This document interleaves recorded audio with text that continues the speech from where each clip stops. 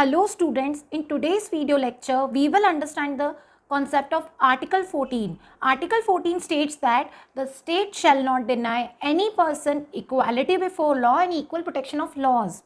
बच्चों इस आर्टिकल में दो टर्म्स यूज़ की गई हैं, equality before law and equal protection of laws. ये अगर हम इक्वालिटी की बात कर रहे हैं तो ये दो तरह की टर्म्स क्यों यूज़ की गई है बच्चों? इक्वालिटी बिफोर लॉ एक नेगेटिव कॉन्सेप्ट है जो कि हमने ब्रिटिश ओरिजिन से लिया है. वहीं इक्वल प्रोटेक्शन ऑफ लॉज हमने अमेरिकन कॉन्स्टिट्यूशन से बोरो किया है.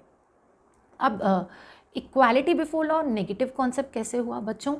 जैसे ये कहता है कि लॉ सुप्रीम है, लॉ के ऊपर कोई नहीं है, भले वो रिच हो, पुअर हो, कोई ऑफिशियल पर्सन हो, नॉन ऑफिशियल पर्सन हो, सबको हम इक्वल ट्रीटमेंट करेंगे. ऑर्डिनरी कोर्ट ऑफ लॉ में उन्हें ट्रीट किया जाएगा. ये इक्वालिटी बिफोर लॉ कहता है.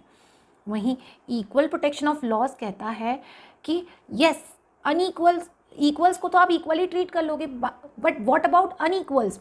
अगर कोई एक पर्सन ए और पर्सन बी दोनों ने ऑफेंस किया है और हम दोनों, सपोज ये पर्सन ए ये 3,000 रुपये महीना कमाता है, ये 3 लाख रुपये महीना कमाता है, हम दोनों को सेम फाइन चार्ज कर दें 1 लाख रुपीज़, तो इसके लिए तो पे करना बहुत डिफिकल्ट हो जाएगा. इसके कंपैरिजन में ऑफेंस तो दोनों ने सेम किया, इजंट?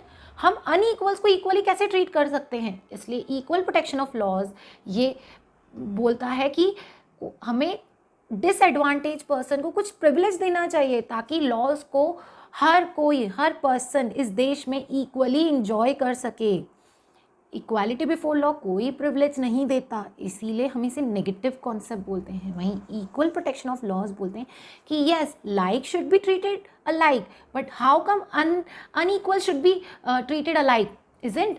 सो हम लोगों को जो डिसएडवांटेज ग्रुप है उसे कुछ प्रिविलेज देना पड़ेगा ताकि वो एडवांटेज ग्रुप को compete कर सकें, उसके लेवल पे आ सके, ताकि दोनों को जस्टिस मिल सके, इजंट?